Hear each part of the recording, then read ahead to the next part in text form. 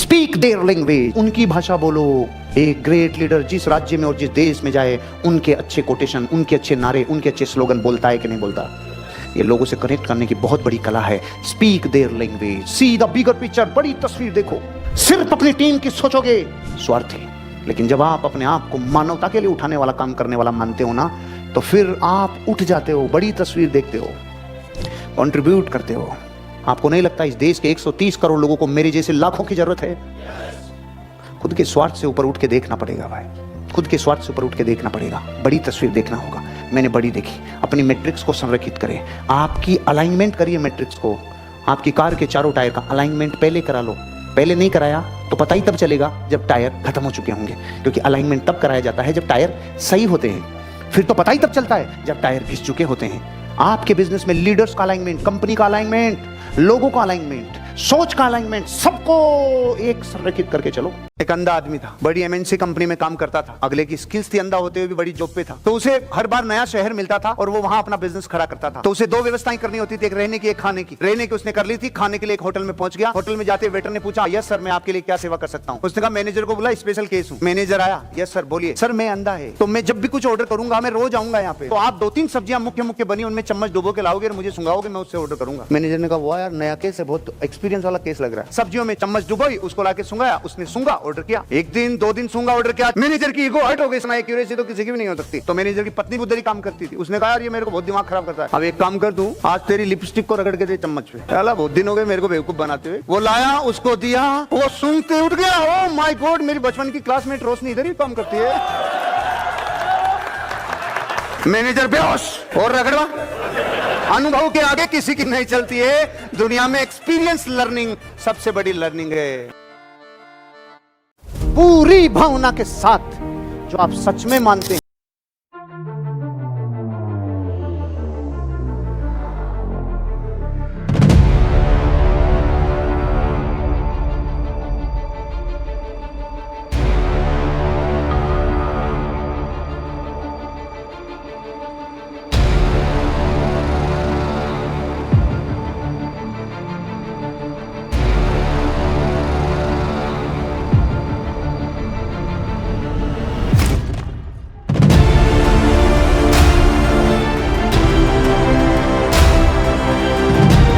यहाँ पर हम आज बात करते हैं, कुछ वर्षों पहले ये मशीन लोगों के लिए ख्यालों में भी नहीं थी, ख्यालों में भी नहीं थी। लेकिन सिद्धांत कहता है, जो कुछ भी पूरी भावना के साथ, पूरी प्राणों से, पूरी शिद्दत से चाहतों को आप जब अपने काम पर लगाते हो, तो एक दिन उसे रियलिटी बनना ही होता है।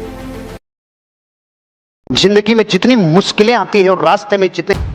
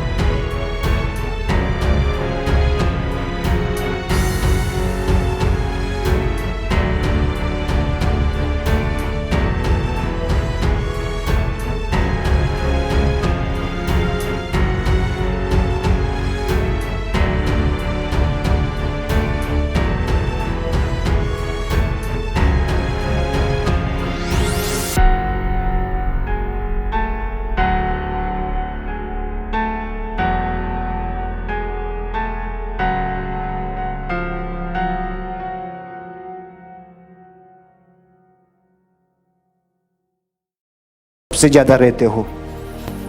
आपके जो 4 खास दोस्त, उनकी नेटवर्थ, उनमें 4 का भाग दे दो, पहले जोड़ लो फिर 4 का भाग, इतने का मालिक रहोगे आप।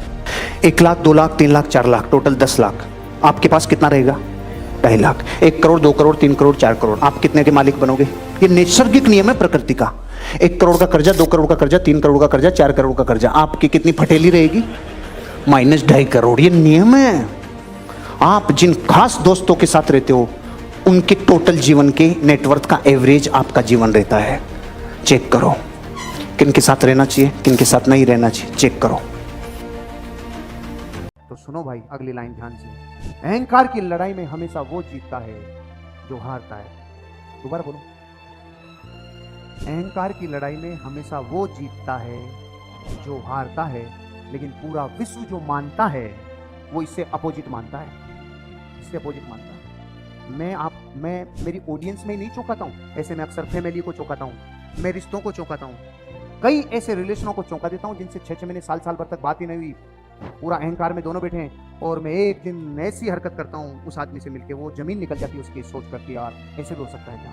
मैं जाके मिल लेता हूँ, बात कर लेता हूँ, सरप्राइज दे देता हूँ। क्यों? मैंने मेरी आत्मा के आखिरी कोने तक ये बिठा लिया है, अहंकार की लड़ाई में वो जीतता है। तो जब मैं ऐसा करता हूं तो लोगों को ऐसा लगता है ये हार गया, लेकिन कॉन्स्टिट्यूशन में प्रकृति के लिखा हुआ है कि जीता कौन भाई, जीता कौन?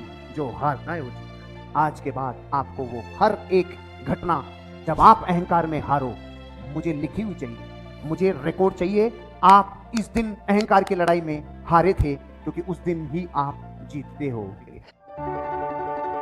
27 मार्च 2003, मैं इधर बैठा हूँ, पापा जी सामने बैठे। एक कंवारा लड़का शादी करना चाहता है। पापा जी मैं सुशीला शादी करना चाहता हूँ, ये बोल देता तो मेरी चड्डी में बम लग जाता, क्योंकि मैसेज ओनली 10% काम करता है, असली काम करता है माइंड की प्रिपरेशन। पापा जी सामने से ये पापा जी जब शादी करें तो अपने को बेटी किस घर में देनी चाहिए? भाई अपने से समृद्धशाली घर में देनी चाहिए। ओके। और अपन लड़के की शादी करें तो बेटी कैसे घर से लानी चाहिए? अपन समृद्ध हो ताकि बेटी वाला देवे तो गर्व करे। ओह, तो अपन अपनी बेटी के लिए जब लड़का देखते हैं तो क्या क्या गुण होने चाहिए? लड़का कमाना चाहिए, लड़का संस्कारित होना चाहिए, लड़का दारूबाजी लड़केबाजी नहीं करना चाहिए, होनहार होना चाहिए। ओह, अपन लड़के के लिए लड़का देखते हैं तो कैसी लड़कियां नहीं? सबसे पहले तो घर का काम जाननी चाहिए। रे देख तो यार, सबसे सही बात है ये मैंने उनको दिल तक टच कर दिया। देख पहले तो क्या है ना, अंग्रेजी नहीं चाहिए, सबसे पहले तो काम करनी चाहिए, घर को संभालने वाली चाहिए, सुसंस्कृत चाहिए भैया, घर को बांधने वाली चाहिए भैया, ऐसे थोड़ी होता है। पापा जी इससे भी 10 गुना क्वालिटी मिले तो और बेस्ट भैया उठा ले। मैंने पापा जी मैंने देख ली, क्या बात कर रहा है? माँ कसम, चाहे 20 साल चोमू का फटा हुआ हो, तुमने जमीन अच्छे से पोली कर ली, उगना ही होगा, उगना ही होगा।